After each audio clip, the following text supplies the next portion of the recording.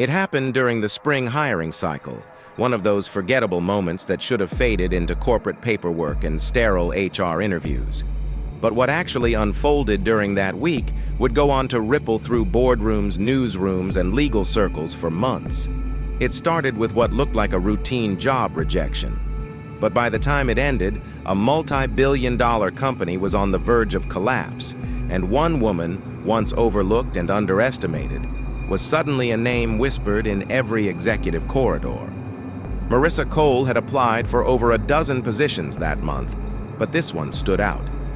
The company was Priceless Consulting, prestigious, exclusive, and aggressively male. She had the qualifications, more than a decade of experience in operations, and a track record that rivaled anyone in their system. She wasn't looking for handouts. She wanted a seat at the table she had already earned. When she got the final interview, it felt like something had shifted. Finally. But something was off from the moment she walked into the office. The HR rep barely looked at her resume.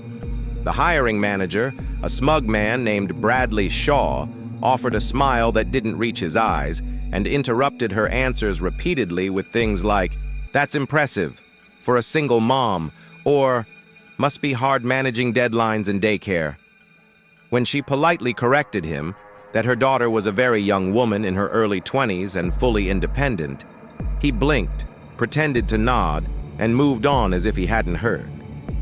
The second red flag came when she noticed a printout of her social media profile on the desk beside her file.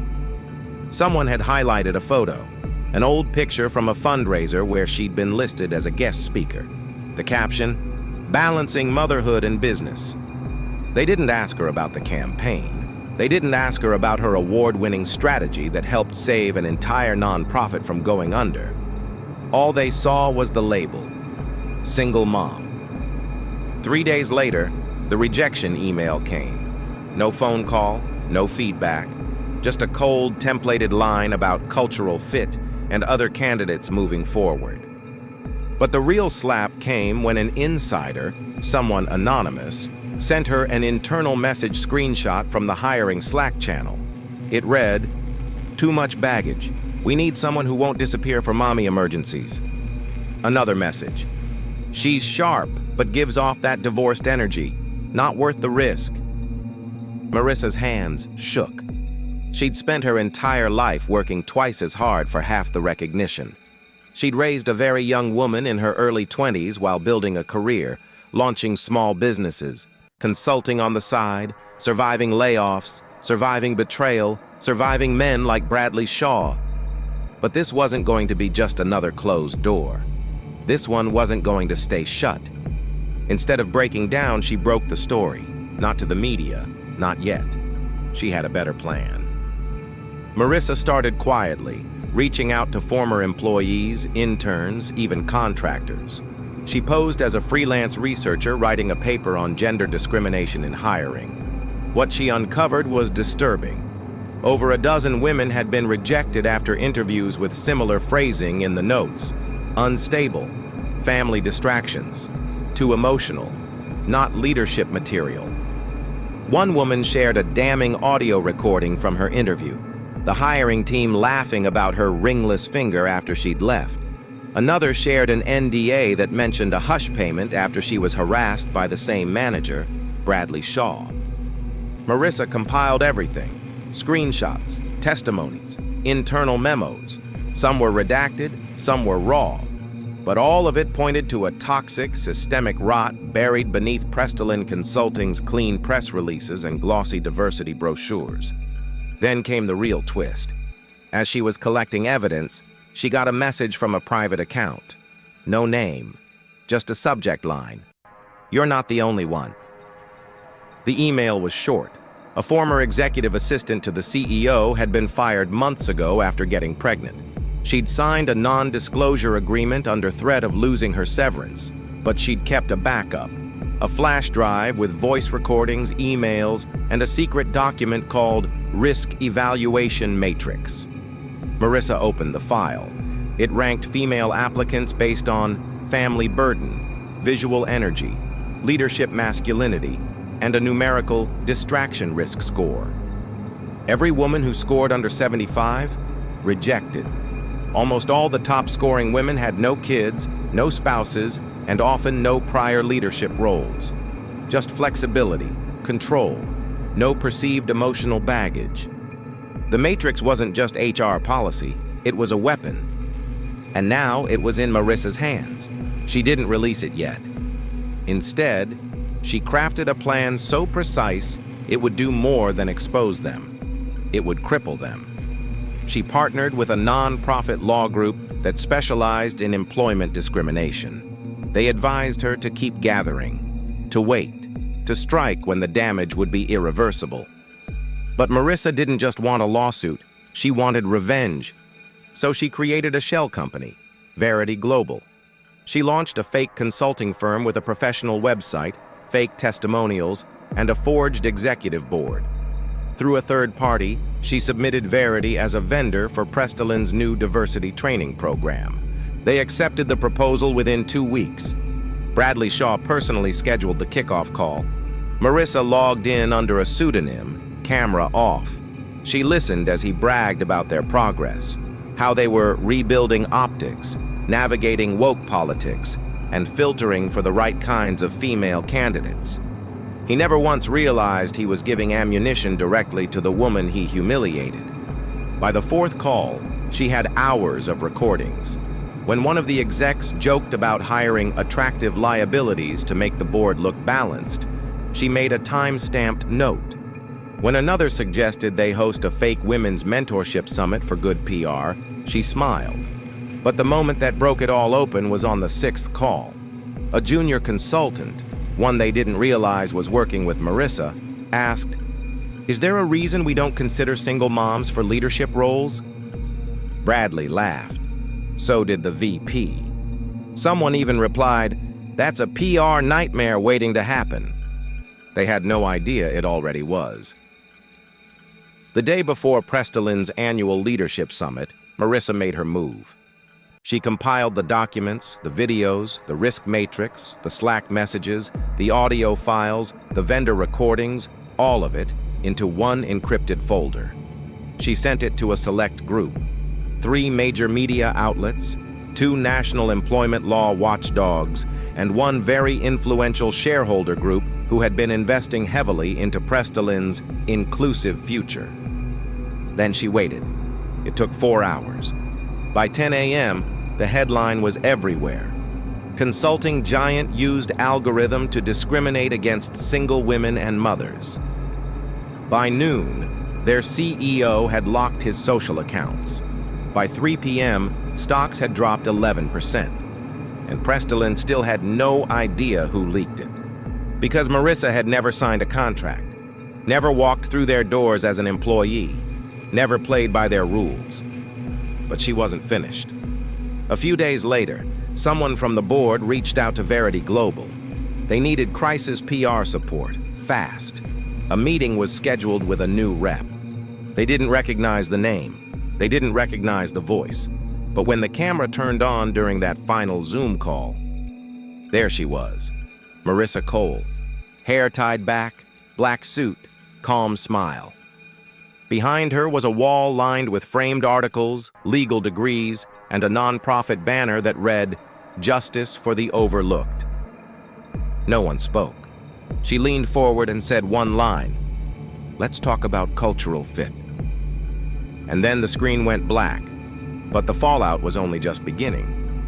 Because what no one knew, not yet, was that Marissa had just been offered a seat at another table. One with the power to not only investigate firms like Priceless, but dismantle them from the top down. And she hadn't decided yet whether to take it. The board was in free fall. Following the viral exposure of Priceless Consulting's internal discrimination matrix, media headlines hadn't just scorched the firm, they ignited a nationwide conversation. Every major network had picked it up. Talk shows dissected it. Think pieces flooded LinkedIn. Priceless' name had gone from elite to radioactive in less than 72 hours. But inside the company's headquarters, it was chaos. Bradley Shaw's office had been cleared out overnight. Officially, he had resigned to pursue other opportunities. Unofficially, he was fired in disgrace after audio of him laughing about filtering single moms played in the background of a primetime expose. What no one expected was what came next. Because Marissa Cole hadn't released everything, she was saving the nuclear option.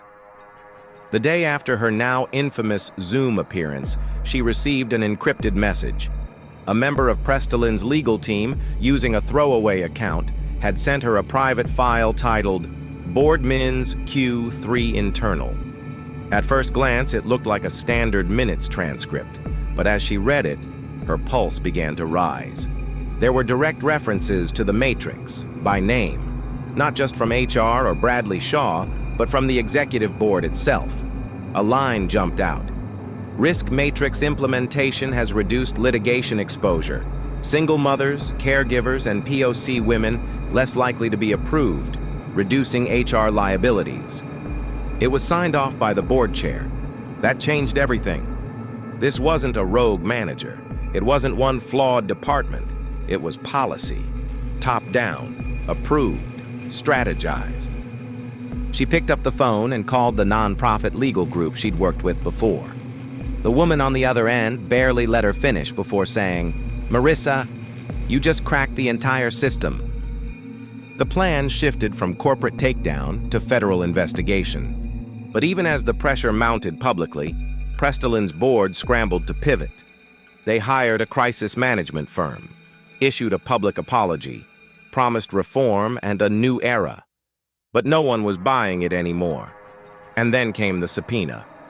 The Equal Employment Opportunity Commission opened a formal case against Priceless, citing evidence from multiple former employees, many of whom had been inspired to come forward after Marissa's story broke. One particularly damning deposition came from a former recruiter who had quit after being asked to pre-sort applicants by family stability. She'd been threatened with legal action for breaking her NDA. Marissa stepped in and paid for her legal protection herself. Behind the scenes, Marissa's name had begun circulating in circles that once would have shut the door in her face.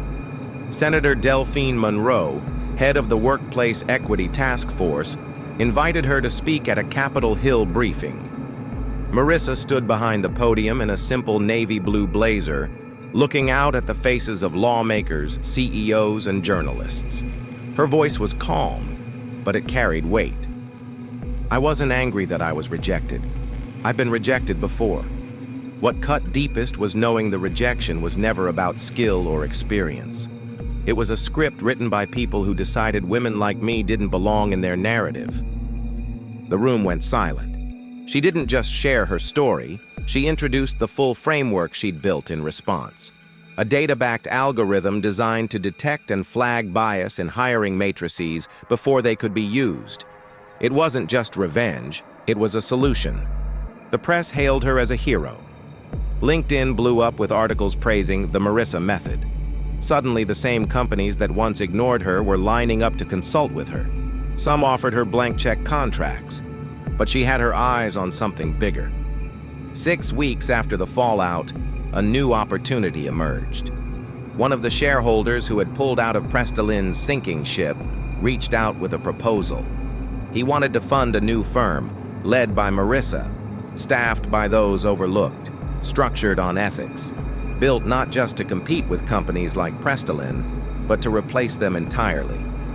She hesitated, because deep down she wasn't sure if it was too soon. She wasn't sure if she could trust someone offering her the throne after the kingdom had burned. Until she saw the name of the first potential hire, a woman who had been blacklisted from corporate consulting after taking maternity leave 2 years ago. She'd been forced to freelance to survive. Marissa picked up the phone and made the call herself. When the woman picked up, Marissa said, "I'd like to offer you a seat at the table, one they can't take away this time." She accepted. Word spread fast. In less than a month, Marissa's firm, Verdara Collective, had pulled together a roster of industry talent no one had seen coming. Former execs, whistleblowers, HR analysts, DEI consultants, even coders who'd once been told they weren't a culture fit. They came because they believed in what she was building, and because they knew the pain of being erased. Marissa never forgot the beginning. She framed the rejection email from Priceless and hung it on the wall beside her new office desk, not as a trophy, as a reminder. But just when it seemed like the storm had passed, another one brewed. A journalist named Malcolm Trent, one of the first to cover her story, sent her a message with an urgent subject line. "You'll want to see this." Attached was a confidential memo. It wasn't from Priceless. It was from a coalition of major firms gathering in response to what they were calling the Marissa effect. It outlined a coordinated strategy: reshape hiring language, bury internal audits, restructure algorithms to pass bias screenings, but maintain the same discriminatory output. They hadn't changed, they were evolving. And worse, Priceless had been quietly rehiring some of the same executives under shell companies. Bradley Shaw had already taken a consulting role under a different name. It wasn't over. Marissa sat in her new office, the city skyline behind her glowing with possibility and danger. She stared at the document, fingers tapping against her desk. The war had only just begun. She called her assistant and cleared her calendar. Then she opened her laptop, began drafting a memo. To all Verdera staff. Subject, Phase 2. It read, "If they want to hide behind new names, new fronts, and fake reforms, we'll meet them there. But this time we won't just expose them.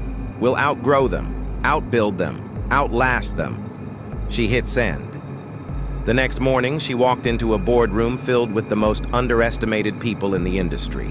Every seat taken, every face familiar, women who had been passed over, men who had been punished for speaking out, immigrants, veterans, LGBT+, disabled professionals, each one once deemed a risk by the old system. Marissa stood at the head of the table, a quiet fire in her eyes. "This isn't about revenge anymore," she said. "It's about rewriting the rules, from the inside out." Applause broke the silence. Outside, the first press releases had already gone live. Verdera Collective wasn't just a consulting firm, it was a movement. And across the country, the companies that had once buried people like Marissa were now watching as she built something they could no longer control, no longer discredit, and no longer stop. They didn't just reject a single mother. They created a giant, and the world was finally ready to listen.